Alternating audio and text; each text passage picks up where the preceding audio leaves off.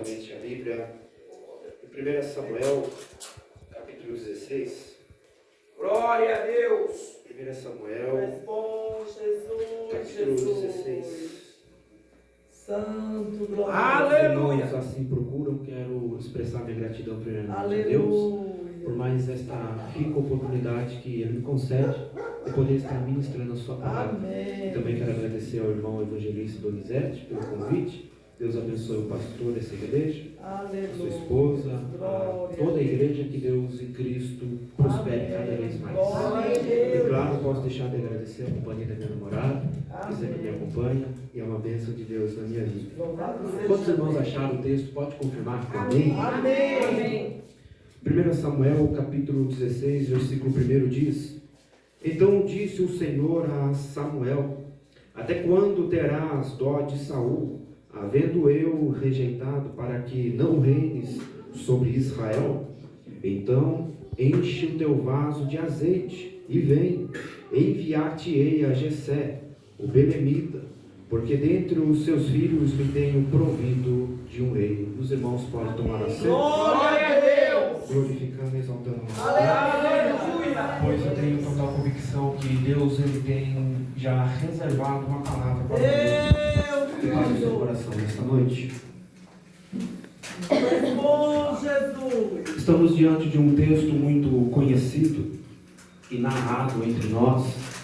1 Samuel capítulo 16 não é um texto desconhecido, mas todos nós temos um certo conhecimento desta narrativa histórica, onde Deus vai levantar um jovem para ser o novo rei de Israel. Deus vai levantar a Davi. Deus achou graça em Davi para o colocar como rei. Mas antes de nós aqui entrarmos nesse texto, e assim nós recebemos lições ricas para nossas vidas aqui nessa noite, precisamos entender o contexto histórico em que o povo de Deus estava vivendo. E o povo de Deus, o povo de Israel, dentro desse contexto histórico, eles estavam vivendo num governo monárquico, ou seja, reis estavam dominando os países. Reis é quem ditava as regras, ditava leis dentro dos países. Mas, quando nós olhamos para a Bíblia desde Gênesis, este nunca foi o plano original de Deus. Colocar um rei, colocar um homem no governo. Não, nunca foi o projeto de Deus. Tiramos por Êxodo capítulo de número 3 e também capítulo de número 4. Deus vai aparecer para Moisés, como os irmãos bem sabem, em uma sarça. E ali Deus vai começar a preparar Moisés para uma chamada, onde que Moisés ele seria o libertador do povo e também seria líder do povo. Então Deus vai levantar Moisés para liderar o seu povo, para ser uma referência espiritual, também uma referência moral e também tratar sobre questões jurídicas. Então Deus levanta Moisés e Moisés exerce o seu trabalho, liderando, guiando o povo de Deus. Porém Moisés chega a falecer. E vamos lá em Josué capítulo 1. Deus aparece para Josué dizendo: levanta-te, Moisés, o meu servo é morto. Agora é você que vai liderar o meu povo. Agora Josué será um exemplo de vida espiritual, vida moral e também tratar questões jurídicas com o povo de Deus. Porém o tempo passa, Josué também chega a falecer. Mas Josué ele vai cometer um grande erro de não preparar ninguém para ficar em seu lugar. Um erro que ele comete é de não preparar ninguém para exercer o seu lugar. Porque entenda, ninguém é eterno. Todos nós um dia iremos passar, se assim Jesus não voltar.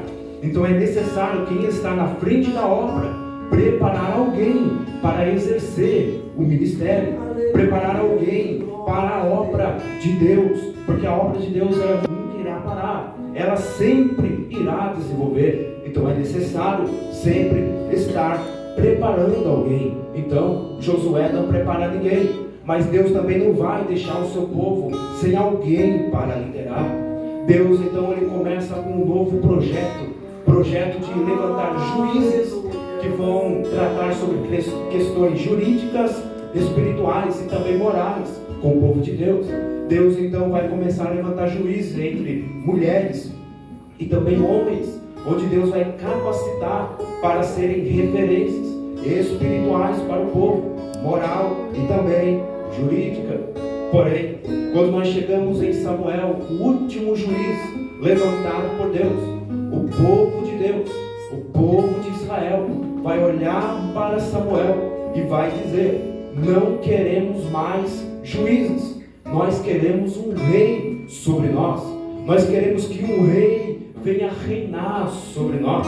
E por que o povo diz isso? Primeiro, o povo vai olhar para os filhos de Samuel e vai ver que os filhos de Samuel não vão seguir os mesmos caminhos que seu pai.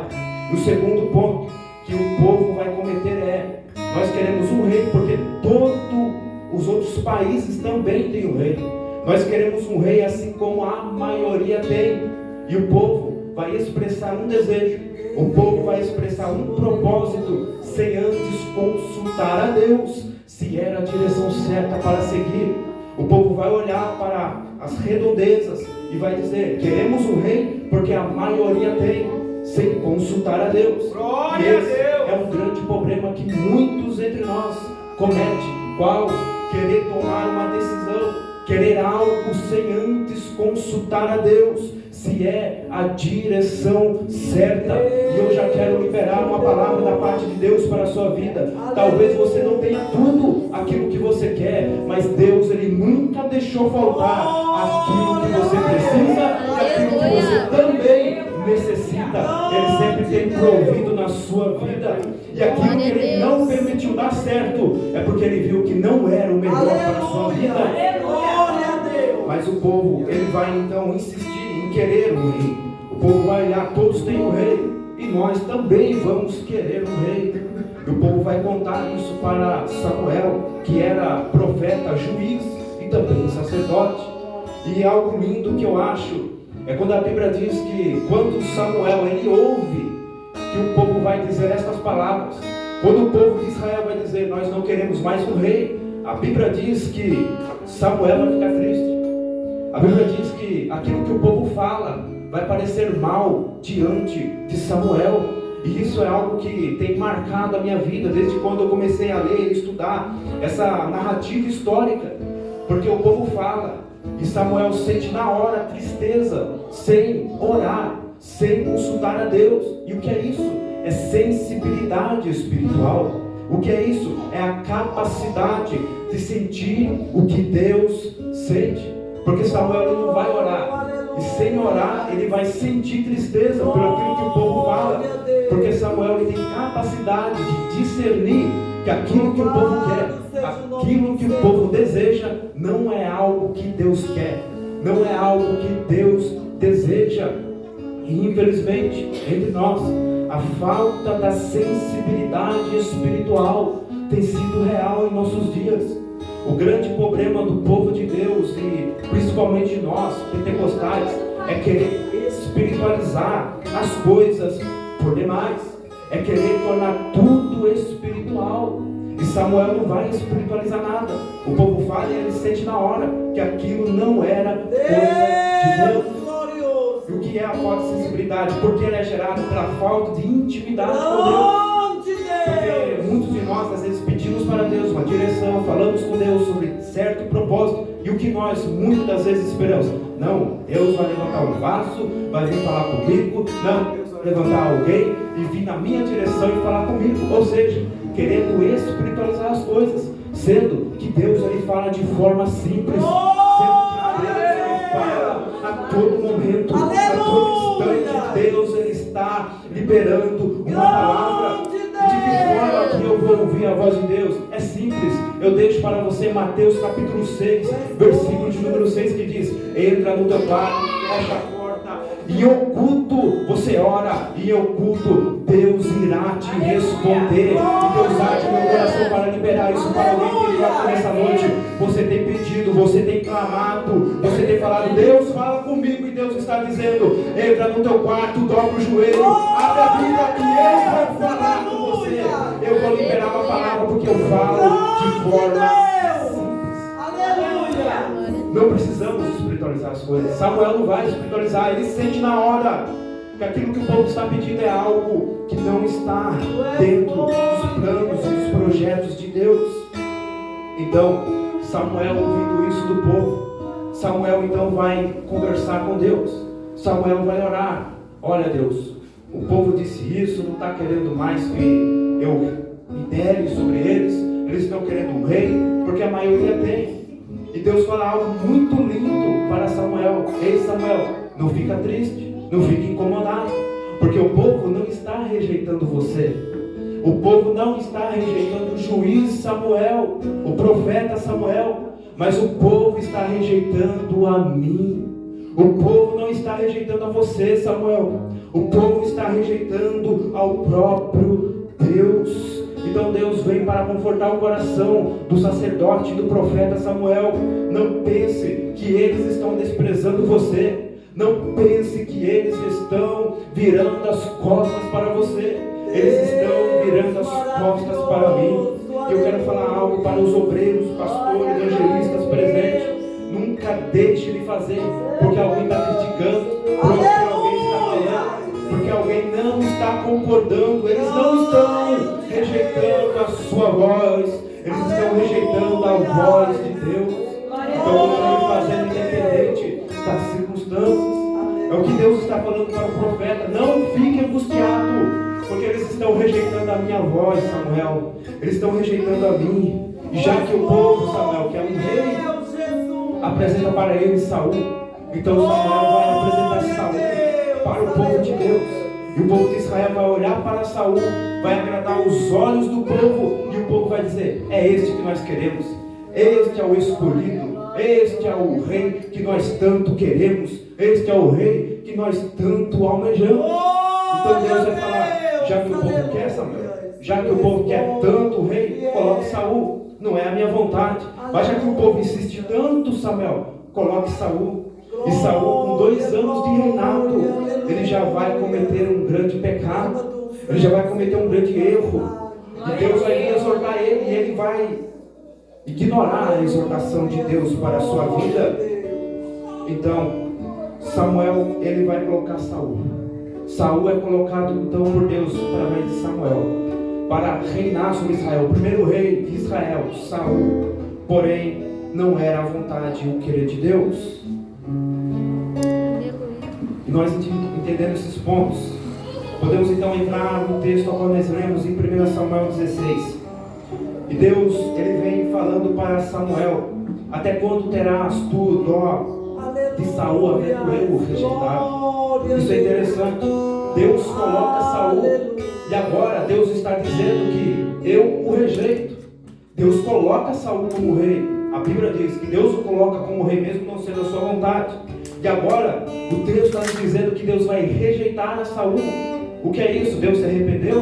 Deus errou? Deus falhou? Não, Deus nunca erra, Deus também nunca falha. Mas algo que nós precisamos entender e também compreender sobre Deus é que Deus, ele trabalha de forma condicional.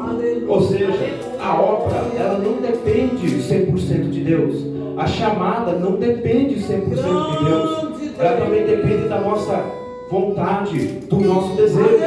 Porque se não tiver vontade da nossa parte, Deus também não usará. E qual é o problema, qual é o erro que Saul ele comete? Ele rejeita a palavra de Deus. E Deus vai o rejeitar.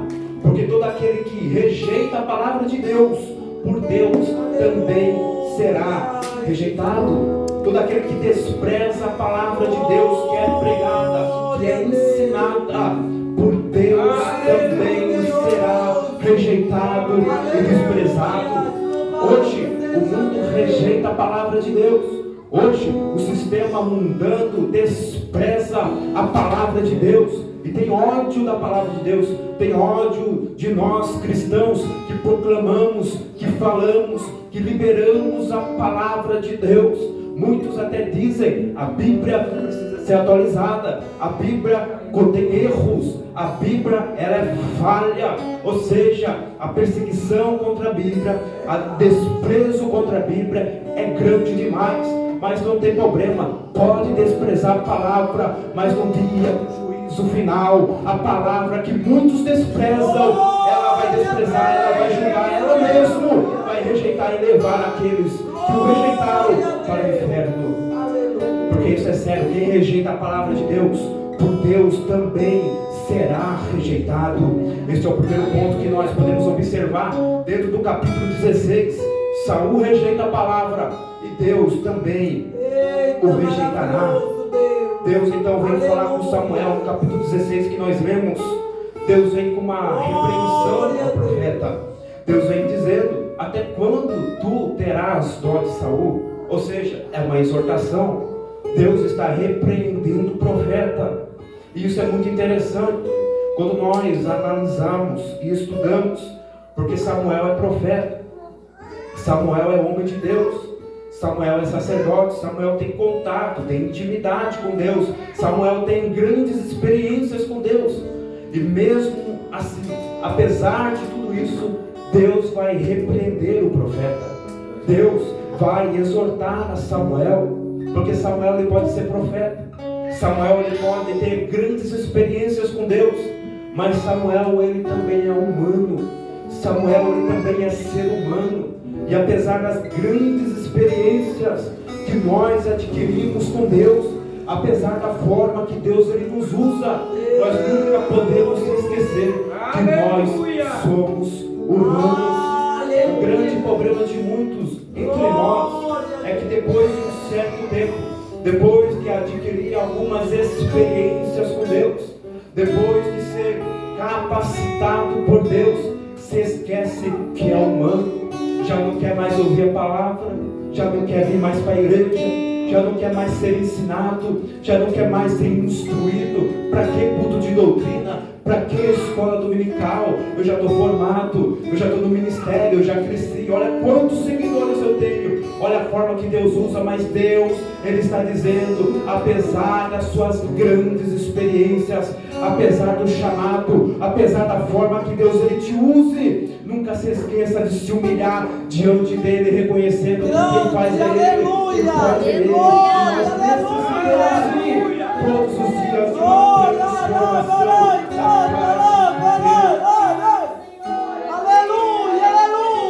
Então Deus vai vir com uma repreensão para o profeta. Isso nos ensina que apesar de Deus Ele nos usar, nós nunca deixaremos de ser humanos dependentes da graça dEle, e que precisamos ser transformados, alcançados por Ele todos os dias. Aleluia! E qual é a repreensão de Deus para o profeta Samuel? O texto nos diz, Deus ele vai direcionar a palavra para Samuel dizendo: até quando terás tu dó de Saul, havendo eu o rejeitado, para que não reine sobre Israel? Deus ele já tinha falado com o profeta: Saul já é rejeitado por mim. Mas Samuel ele insiste em não repreender a Saul. Samuel ele insiste em não ouvir a voz de Deus. Deus estava falando com Samuel há capítulos anteriores, mas Samuel ele vai resistir. Por quê? Porque Samuel ele vai deixar o sentimento dele prevalecer em seu coração. E qual é o sentimento que Samuel ele vai deixar prevalecer em seu coração?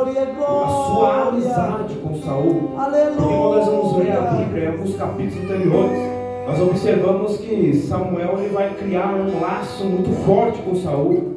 Samuel ele vai criar uma amizade muito grande com Saul. Mas Deus vem dizendo para Samuel: até quando, Samuel, você vai deixar esse seu sentimento falar mais alto do que a minha palavra?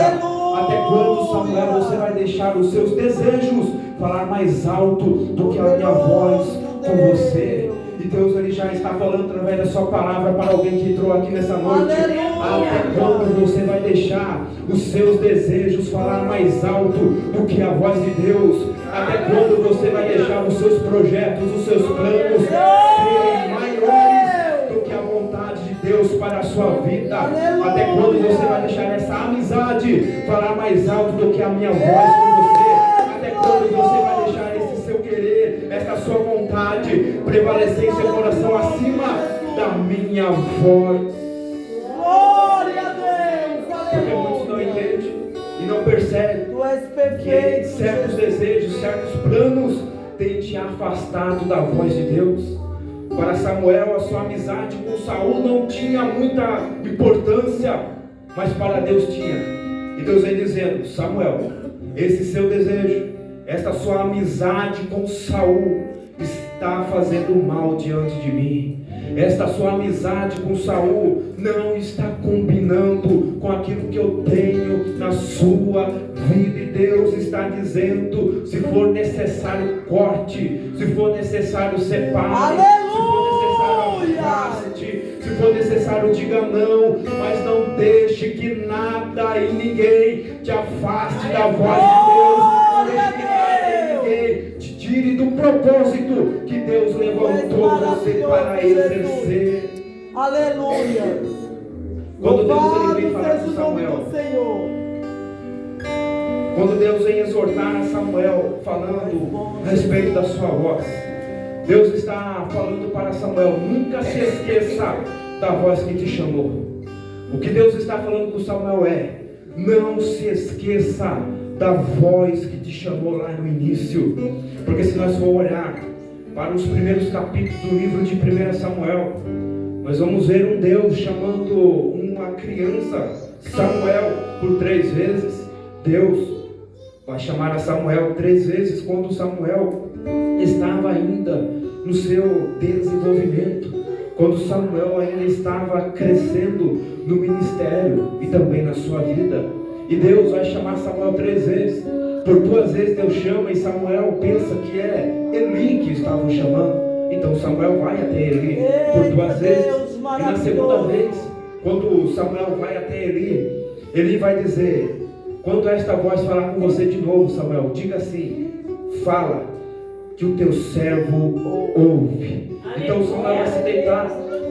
Quando Samuel se deita, esta voz o chama pela 3ª vez, dizendo: Samuel, Samuel.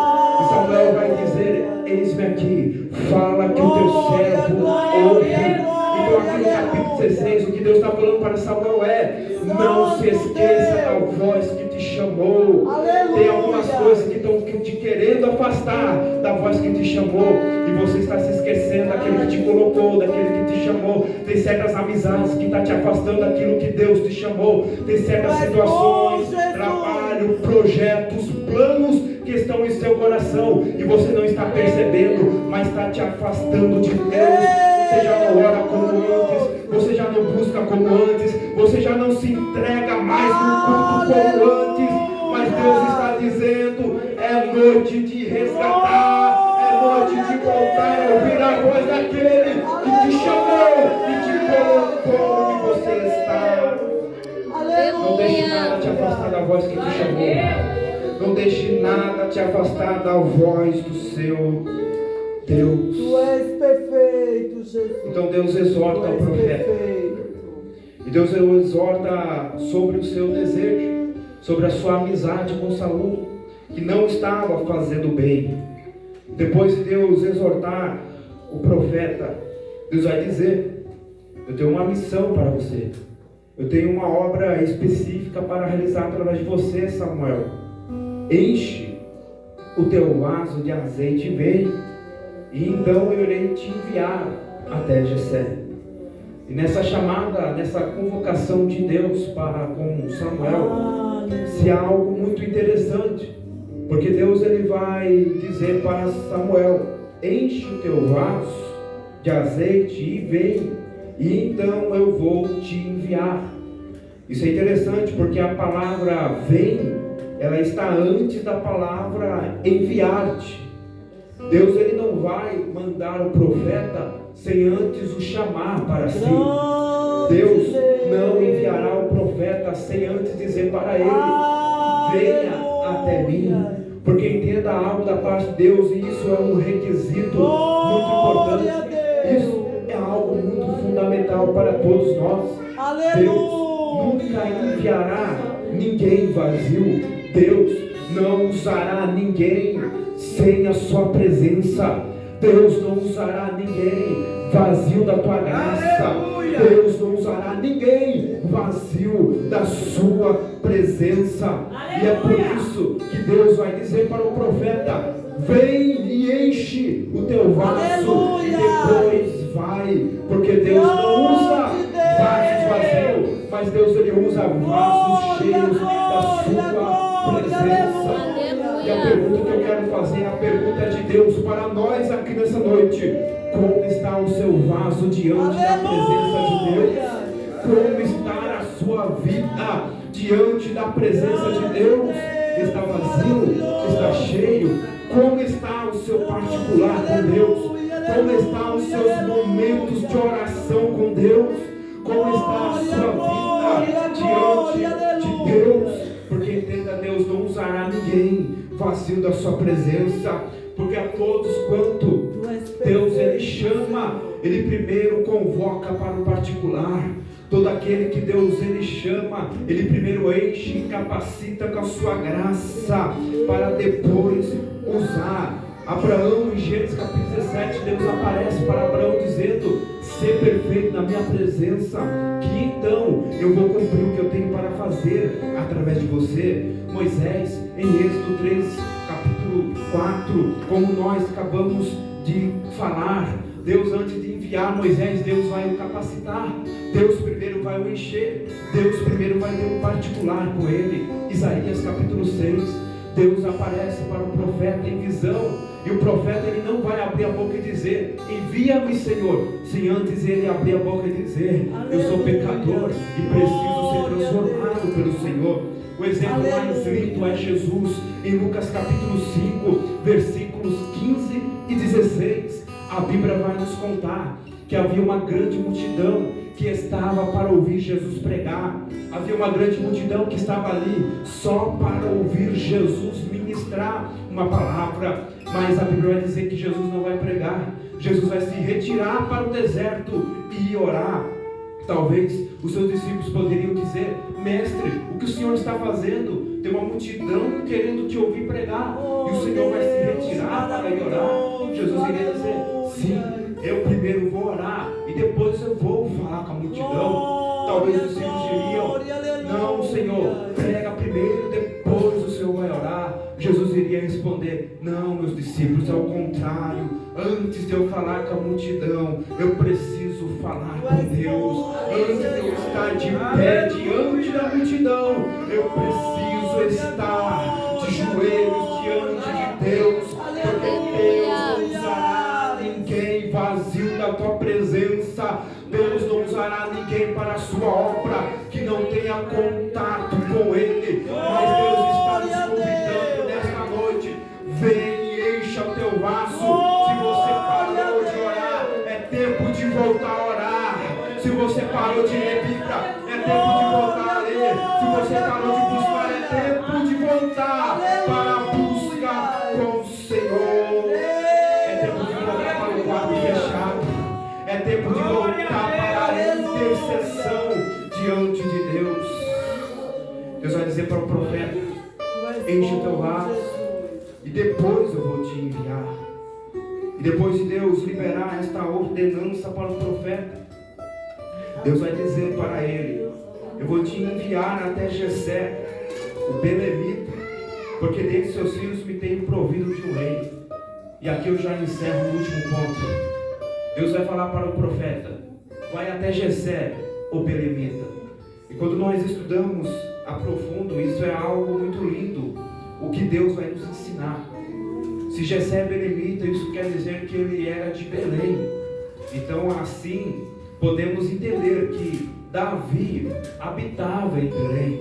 E quando nós vamos buscar registros históricos sobre Belém, Belém era conhecido como uma cidade frutífera. Belém era conhecida como uma cidade a qual não se poderia esperar nada de bom. Belém era conhecido como um lugar onde de lá não sai nada de bom, de lá não sai nada proveitoso.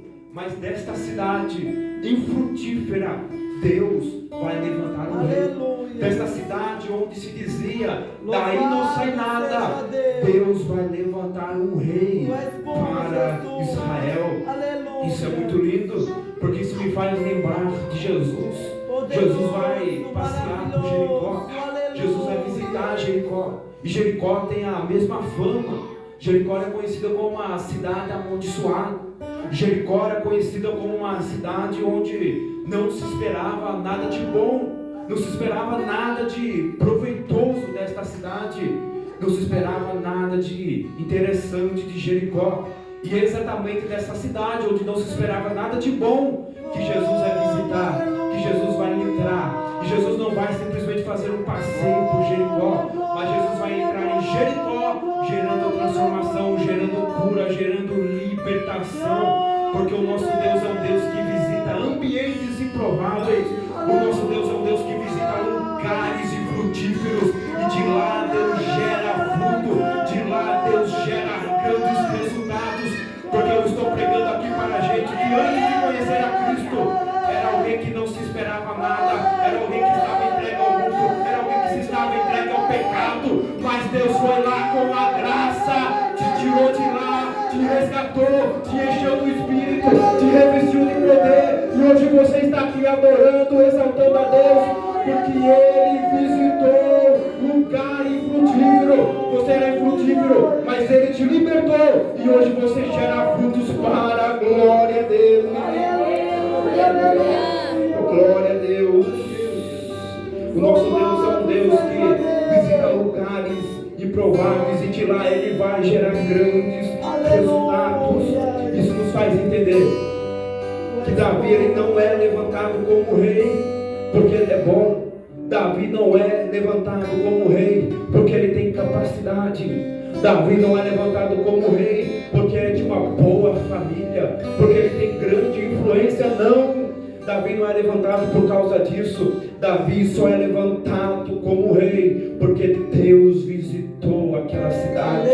Davi só é levantado como rei porque Deus visitou Belém. E por nós não é diferente. Nós só estamos aqui nesta noite porque Deus visitou esta terra. Nenhum de nós estamos aqui por causa de nossas capacidades, porque segundo a Bíblia, o que nós merecia era o inferno. Segundo a Bíblia, o que nós merecia era ser escravo de Satanás.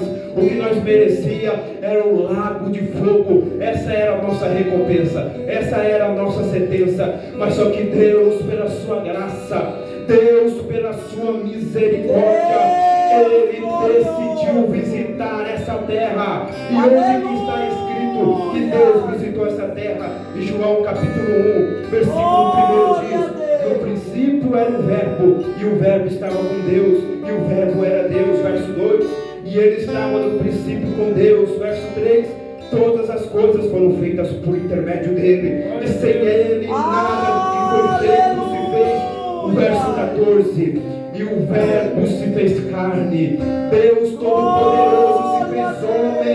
E o que ele fez? Ele habitou entre nós, ele desceu nessa terra, foi até o Calvário. E o resultado qual é? Nós fomos libertos, fomos transformados, fomos resgatados por causa da presença dele. Então entenda, nós não estamos aqui por nossas capacidades, nós estamos aqui por causa da presença dele. Nós estamos aqui porque ele desceu, ele morreu, ele ressuscitou, ele enviou o Espírito. Aleluia. E ainda disse: eu ainda vou voltar, eu ainda vou voltar. Então saia dessa noite dizendo: eu dependo da presença dele, eu preciso da graça dele. E se não fosse a presença dele, nem aqui nós estaríamos. Se não fosse a presença dele, nem respirando nós estávamos. Mas por causa da presença dele, fomos libertos, fomos resgatados, e temos o privilégio de adorar ele aqui nesta noite. E só quem crê nesta palavra, por favor, se levante, se coloque de pé, adorando.